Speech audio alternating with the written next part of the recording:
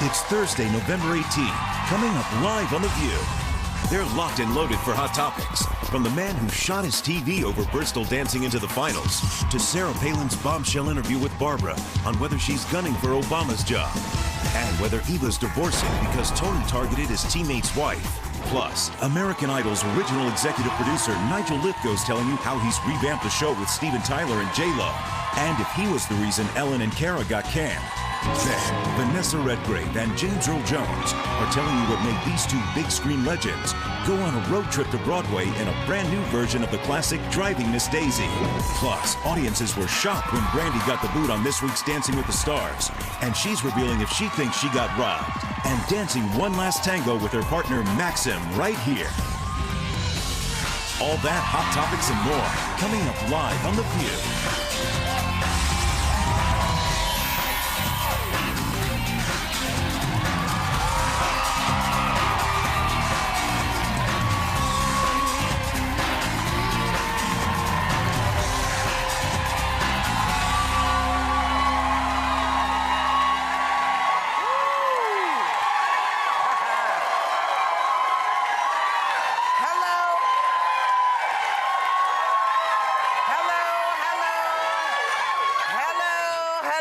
Welcome to The View, Cheryl. Elizabeth is not here today. She's attending Jury Appreciation Day. And we hope she's having fun. I hope she appreciates it. And I hope they appreciate her. That's right. Now, Barbara, let's get right to this, because this has been all over the place. Your 10 Most Fascinating People doesn't air until December. But your interview with Sarah Palin is like making headlines. What's going on? Okay, well, first of all, 10 Most Fascinating People, which Bill Getty and I have been doing for 17 years, airs 3 weeks from today, December 9th. Okay. Right. However, as part of it, one of our 10 Most Fascinating People, you three are not in it. Oh. Okay.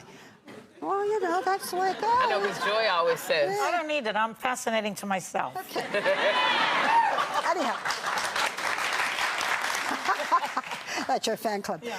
One of the people we chose, it's been a very busy time for me because one of the people we chose was Sarah Palin. And she said something that we didn't, she said a lot more, which you'll see on December 9th. But we also said, you know, are you going to run? And this is what she said, and then you made news with this. You'll decide whether you think it could be. Okay? Now, how do you know whether you're going to have a shot of winning? I mean, by the time you go through all of the primaries, that's when the decision is made. Exactly. So, will you go through the primaries? I'm looking at the lay of the land now and trying to figure that out, if it's a good thing for the country, for the discourse, for my family, if it's a good thing. If you ran for president, could you beat Barack Obama? I believe so. So, by the way, next week, I'm interviewing President and Mrs. Obama, which will be on a week from Friday, the Friday after Thanksgiving. And I guess I should ask him this question. Do you think you can beat Sarah Palin? See what he says. Well, anyway. Yeah, but that's all you need, a black man saying he can beat Sarah Palin. That won't work, you're right. Well, see, now he knows what one of my questions is. That was a big mistake. No, I'm not going to ask him that. I'm not telling you. But anyway, I was with some people last night who said that what she says is she's going to see what the other candidates are like. Now, there's a lot more in our interview I want to tell you, but and then the question is that she said, oh, if there's a candidate who does what I do or something like that, perhaps I won't. And I was with someone last night who said, you know who her competition's going to be? Huckabee. Mike Huckabee. Oh, Mike I'm Huckabee. Doing his show tonight or this afternoon. You can ask him. I'll ask him. You know, it's interesting. He's had some really interesting things to say, but he's not been able to raise the same kind of dough that she can raise. So, you know, it will be, listen, it's not going to be boring. At the rate she's going, she could make her own money and run her own campaign. She's making so much money now, so maybe she can back herself up. Maybe she's buoyed by the fact that so many of her you know, picks won during the midterm elections, and buoyed by the fact that, you know, her daughter won on Dancing with the Stars. Well, she's got the television series, which is very good. She's got a new book out, which I read. She's not a guarantee at the polls. She's not a guarantee at the polls, because for the first time, really since 1954, Alaska Senator Lisa Murkowski won as a write-in candidate, defeating the Palin-backed Tea Party candidate, Joe Miller. That's right. Now, you know, when people take the time to take a piece of paper and write somebody's name. They are not playing. That's right. I have to congratulate the Alaskans for their spelling ability. They had to write Murkowski over and over again. They're really good. Spoken like a school teacher.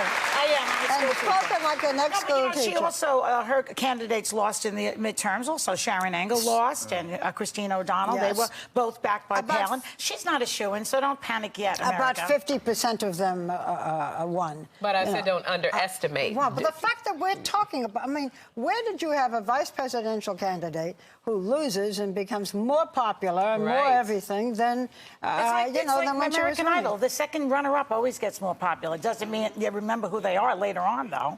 Maybe she thinks that she is. What does she think? The election is like Dancing with the Stars? She's going to get the sympathy vote? No, she didn't say. Now, be fair. She never said, Joy, be fair. She's never said that. Speaking of Dancing with the Stars, Brandy is here today. She's going to get that.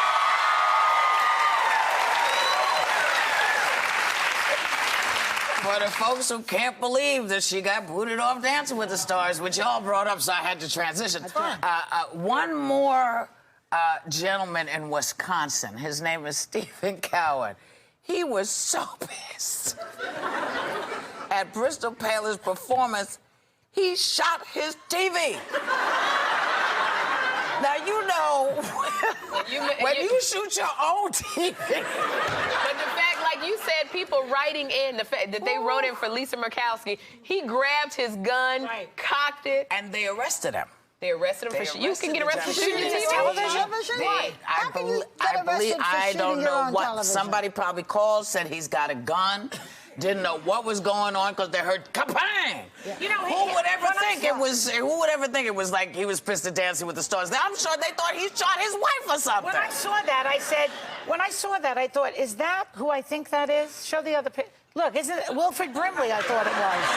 Oh my God! Boy, Wilfred's really going over the edge. But you know, we were talking about this yesterday, and it is, what is the purpose of these shows? Is it a popularity contest? Is it, look, as Bristol said, I tried hard and so forth? Or is it an actual talent contest? But you got it on Dancing with the Stars. We don't know which it is. With Dancing with the Stars, you got to admit, whenever they would do the tape pieces, those tape packages are very important. It would be a lot of Sarah Palin in those tape packages. So you didn't, you know, hey, just saying, it was a lot of Sarah Palin in those tape packages. You didn't see Sarah Palin dancing, but you saw a lot of Sarah Palin. Well, maybe it was a big old premiere for her show, boost for her show. I mean, listen, who doesn't boost what they have? You know, you go to all the places and get shows. Yeah, but most people don't say they're running for president. Can I just boost again? Yes, I was. That's why I did it. We're going to get a booster chair for you, Bob. You are a pal. No, I haven't been boosting anything for a while. We have a double feature. It's going to change this week, I have a feeling. Oh, you're going to hear more than you ever wanted to hear. What is it? Okay, so first of all, a week from Friday, President and Mrs. Obama together. And we do not know how Mrs. Obama felt after the midterms. We will find out. That's a week from Friday, the day after Thanksgiving. Okay, December 9th, Oprah, the next chapter. An hour with Oprah, as you have never seen her. Very personal, very personal. Followed by 10 most fascinating people. You already know who one is. We have 9 others.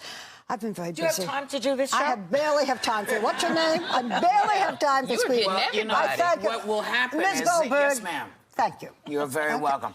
We're going to go, and if Barbara's still here when we come back, it'll be great. We're coming back with more Hot Topics.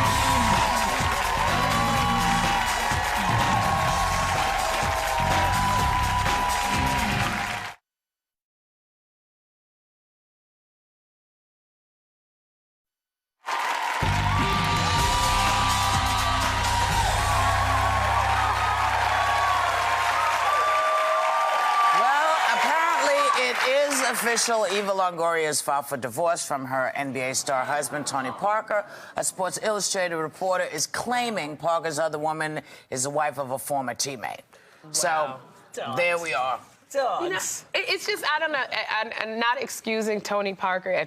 Hopefully this is not true, the former teammate, because they're saying it's Erin Berry, a wife of Parker's ex-teammate, Brent Berry. That's what the rumor is. But if it is, in fact, somebody that, you know, there's pictures of them together, you know, at places, partying together. And I don't know, not excusing Tony, but as a woman, I guess I would have to look at another woman and go, you know, wow, we were friends. That's about the lowest thing you could do to me.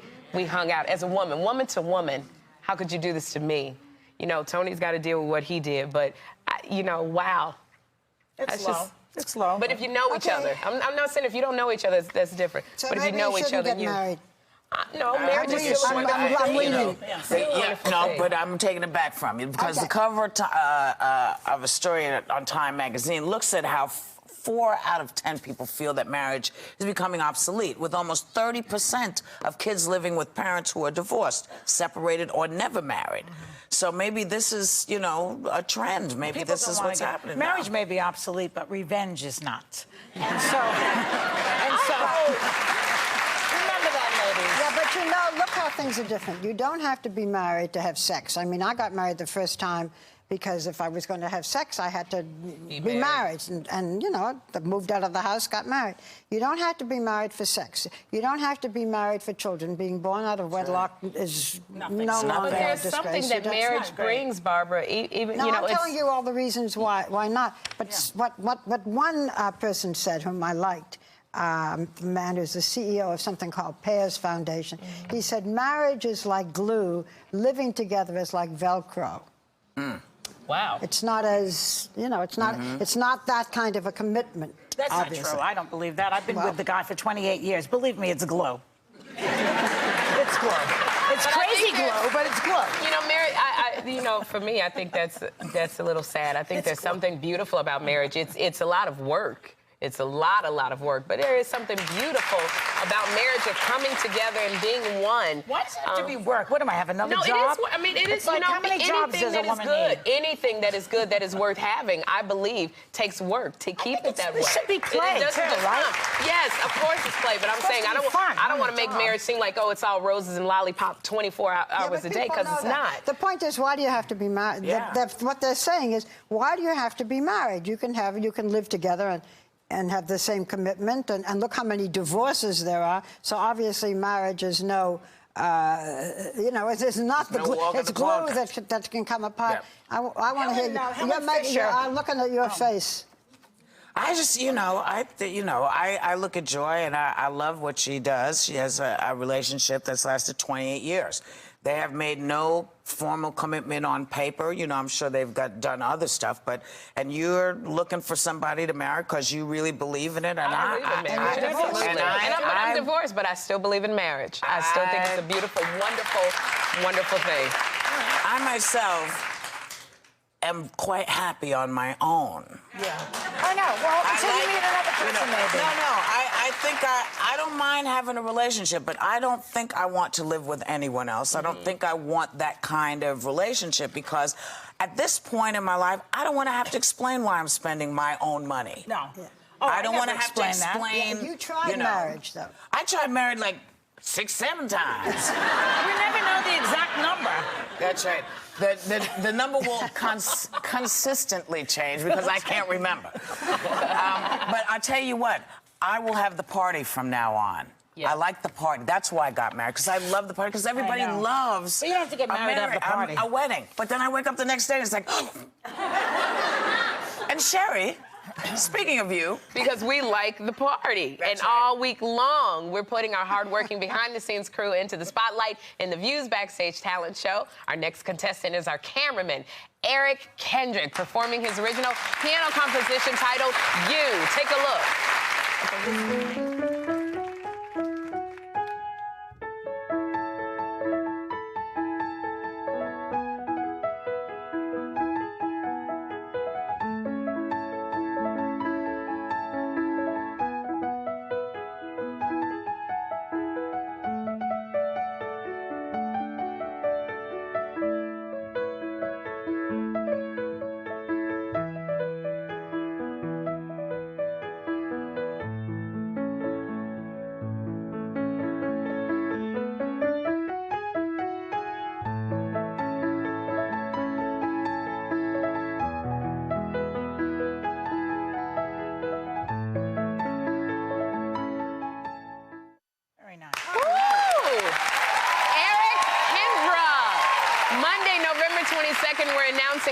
will get to perform on The View next week, and you are picking who that is. So log onto our website to vote for your favorite. Our next contestant performs tomorrow, but you can see all of them on our website right now. He wrote that himself. Yes, that was his original composition.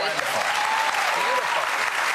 And we will be right back with the man who's shaking up the new season of American Idol, executive producer Nigel Lythgoe.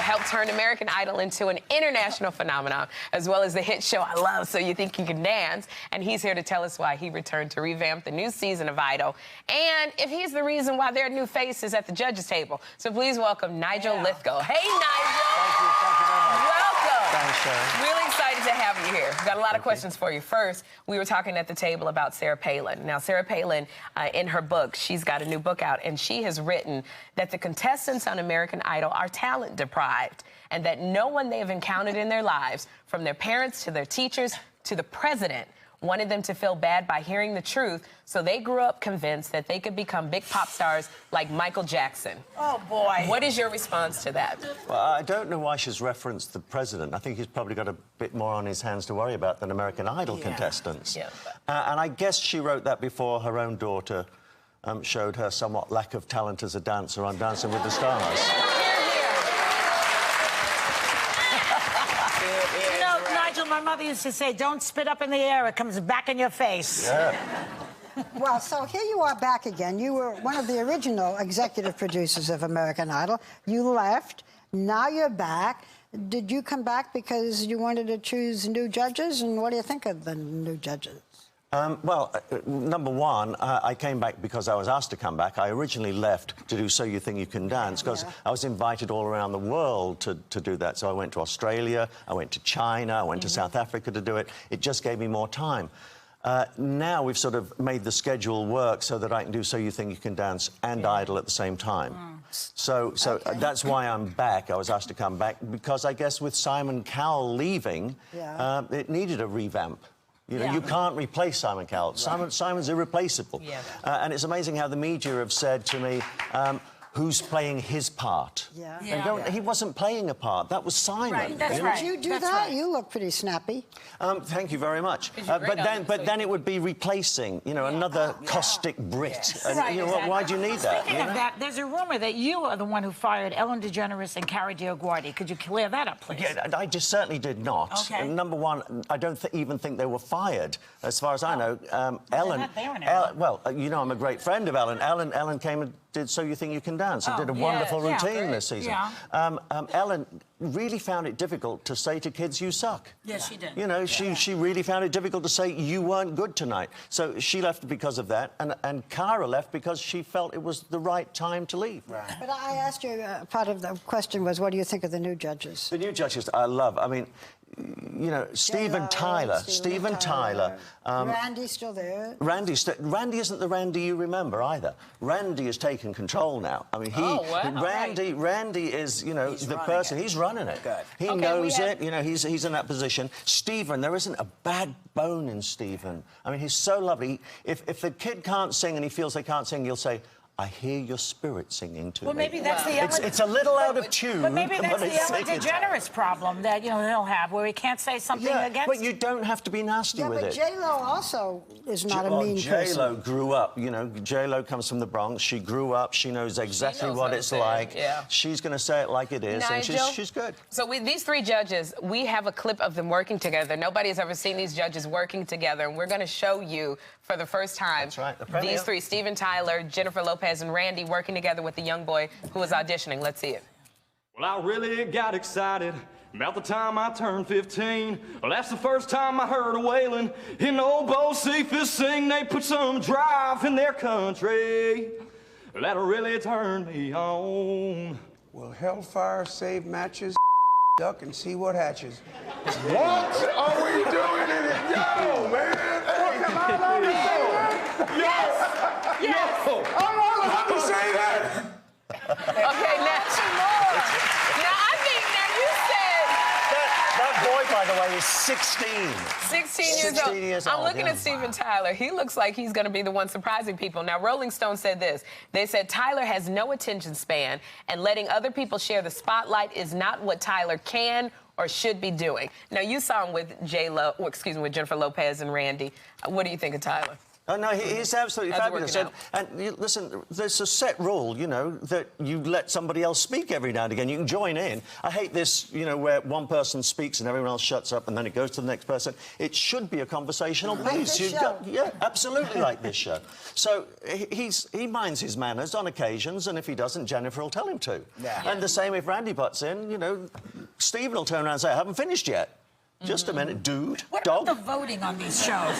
We were having a conversation about the voting on the show, on this and Dancing with the Stars and everything. Do you think that the producers know who's going to win ahead of time? I mean, is it all people we know the results. Calling in? We know the results, and that's all. And you know, if Hawaii is voting, how far in advance? It comes into AT&T.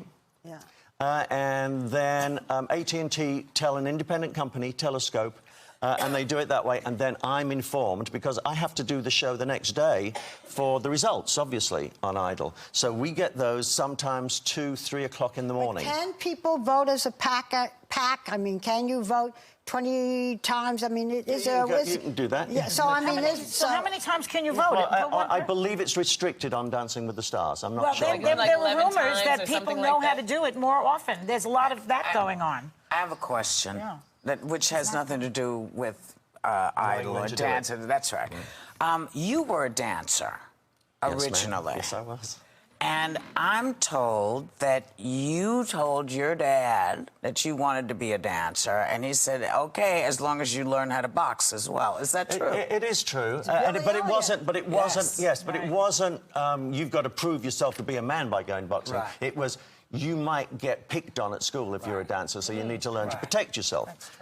But what happened is I dragged all my friends along because this was the place where you met the best-looking girls. That's right. You know, you didn't have to go out looking for them. They were all there. Okay, I want to ask you really quickly. Now, Idol begins in January. The day after Idol ends, another season of So You Think You Can Dance begins. Now, we're seeing B-roll right now from last season. That is Twitch, and that is Alex Wong. Have auditions started? God, I love those two. Yeah, well, I'm here basically because we were auditioning yesterday in Brooklyn. Yeah. So. Okay. We cannot wait. Nigel, thank you so much for coming by. Our thanks to Nigel Lythgoe. The 10th season of American Idol begins January 12th. We'll be right back with James Earl Jones and Vanessa Redgrave.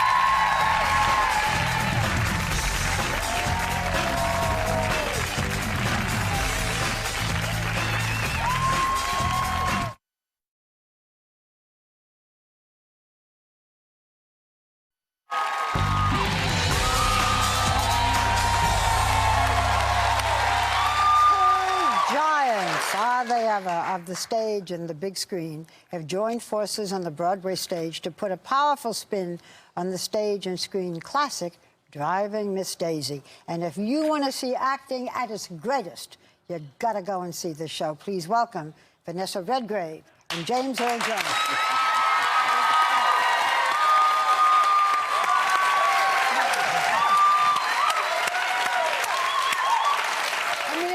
Wonderful and moving play. Now, you missed a few performances. How you doing? Well, how you feeling? You I'm feeling good. Okay? I'm okay Back now. in Yeah. it? Yes. Okay. Yes.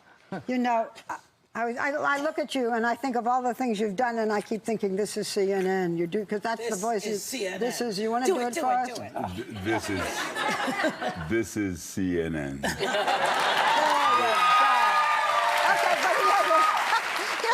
More to say in Driving Miss Daisy. But she had a week off and came back with such grace and freshness. It was just, Vanessa, we should all take a week off. Don't you dare! Not from this show. Not when people want to see it. Well, but you see what she's wearing? Vanessa is wearing Uggs. I love it. Look at Whoopies. Look at this. I feel so old-fashioned. Okay, let me talk about Driving Miss Daisy. This takes place. I mean, that's why you're here. You're not doing a shoe commercial, right, Vanessa? Come on now. Okay, so. This takes place in the South during segregation, and you play a kind of cranky Jewish lady, and you're not able to drive anymore, and he becomes your driver, and you are not happy about it. Tell us about the relationship. Well, I'll tell you my bit of the relationship, which is, of course, she doesn't think she's cranky at all. She thinks she's right. She thinks she's right about everything. She thinks she should be able to drive, she should have a way, she knows how things should be, and it's everybody else's fault if anything goes wrong. And she does not want to be driven by anybody, and especially not by this guy here.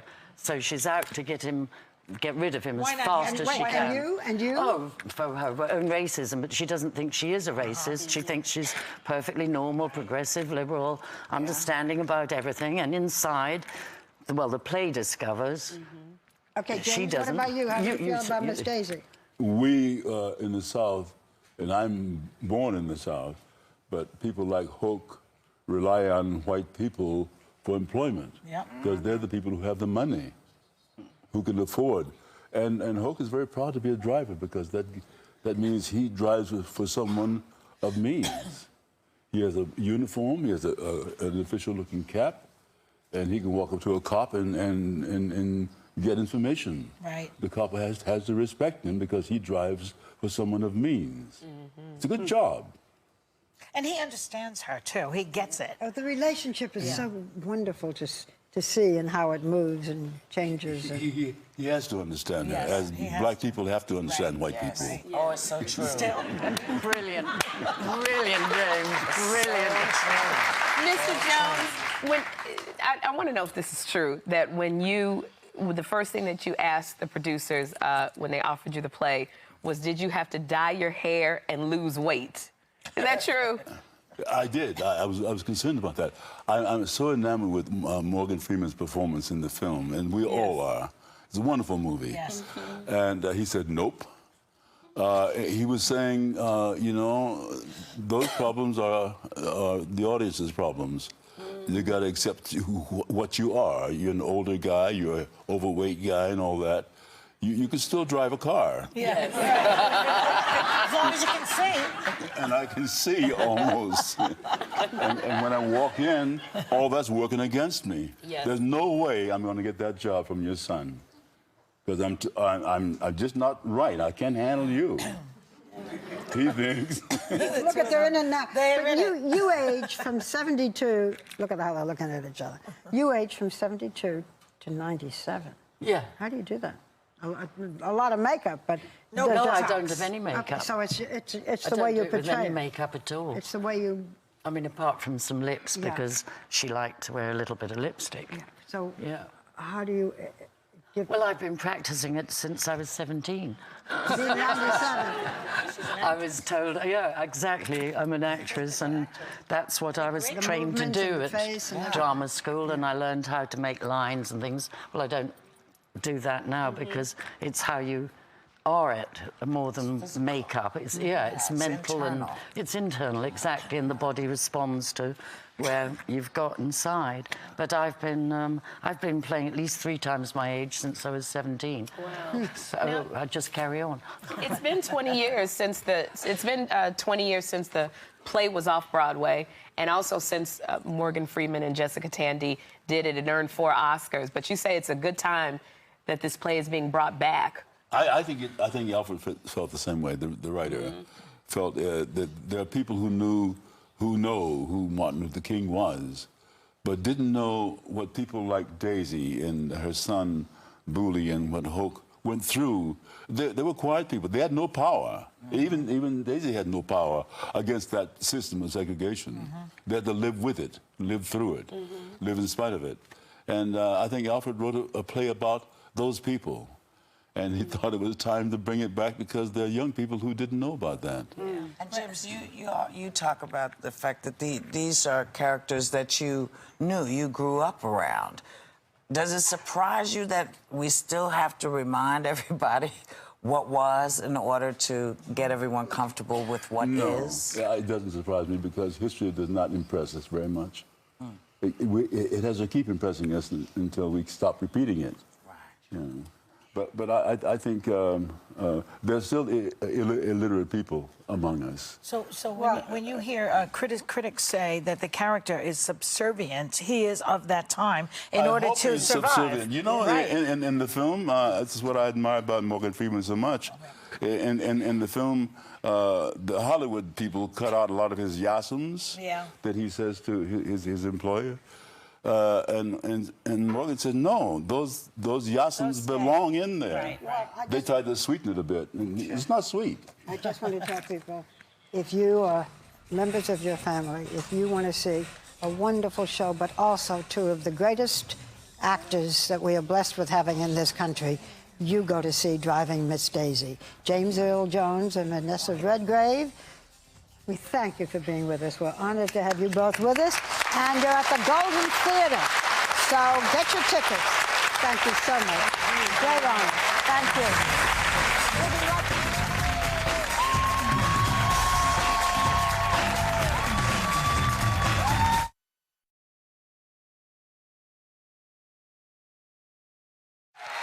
That was absolutely wonderful. Now, I got to ask you, Brandy, there's so many people saying that you were robbed, that you should have been in the final three with Kyle Massey and with Jennifer Grey. But the Tea Party got behind Bristol Palin and kept her in there. Now, Bristol Palin says it is not because of the Tea Party votes, but it is because she was the most relatable, and people got behind her because she wasn't like you guys. Yeah. What is your response to that?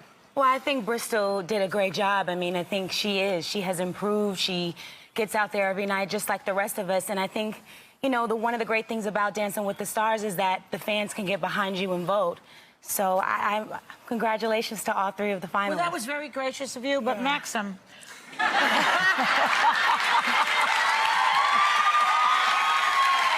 I understand that you're still a little ticked off about Bristol Palin still being in the competition. Not at all. No, I'm not ticked off at all. Look at me. I'm looking at you. Look at me. I'm looking at you. Don't put that Jewish guilt on me. You can tell the truth. No, I'm not ticked off because I feel everybody has the right to be on, and everybody has the right to be in the finale. Right. And we had a lot of controversial eliminations in the 11 seasons of the show, but you know, I just feel like we should kind of stay true to ourselves and who we are. But do you think that she was a better dancer than her team was a better dancer than your team? No. No. Okay, so don't you feel like you were robbed of the? Well, then I think Sabrina Bryan was robbed, Mel B was robbed, and Gilles Marini was robbed. A lot of people were robbed. Well, the one thing I have to say to you, Brandy, and I told you this backstage, to watch your journey week to week and watch you find out who you were through this dance, you seem changed. You've gone through so much in your professional life. You've gone through a lot in your personal life. Absolutely. How has the show changed you? It's completely changed my life. I feel like I've tapped back into my confidence and into my power. You know, I didn't believe in myself for a long time. And, you know, this show has definitely brought the best out of me, thanks to Max, you know. Yeah. Him popping you on your butt, yes, it brought you all the of that. All of that helped out. I don't want to harp on things, but when you did lose last time, you were upset. You were crying. I saw that. I was sad. Tell me how you felt. I was very sad because, you know, we worked so hard. And, of course, when you come into a competition and there's a destination like a final or the win, you want to go as far as you can. And, of course, we both wanted to go to the final. We wanted to do our freestyle. Yeah. But she also cries when she's happy and when she's tired and when she's sleeping, when she's hungry. She just cries. She just cries a lot. She just cries. So. Now, Bruno asked you, he said, because I think we were all looking forward to seeing the final three, you guys. And Bruno said he really wanted you guys to do your freestyle. Will you come back on Tuesday and do the freestyle? I would love to. I just don't think we have enough time to rehearse for it. Oh, it's freestyle. What do you have to rehearse? I want to put it out there, and then we can start a petition. But I think I would love to see Bruno and Carrie Ann do a freestyle together.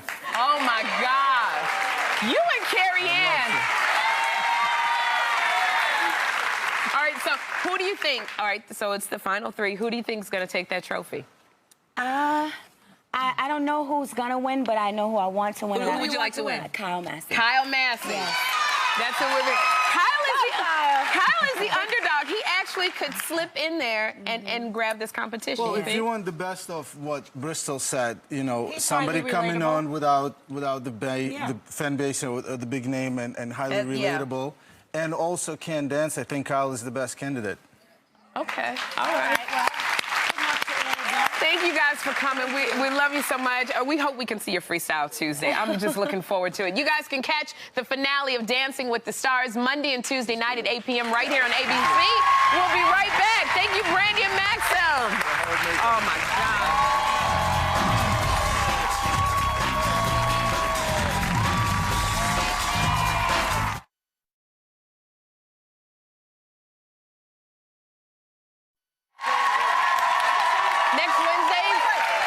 To say one thing before you talk with all of this. Whatever that happened, it is not Bristol's fault that Brandy lost, and I think we should make that clear. Okay, now. Thank you. Okay, next Wednesday, the winners and runners-up from Dancing with the Stars will be here. Yes. Awesome. So, have a great day, everybody, and take a little time to enjoy the view. Yeah. ABC's Grey's Anatomy is better than ever and all new tonight at 9, 8 Central.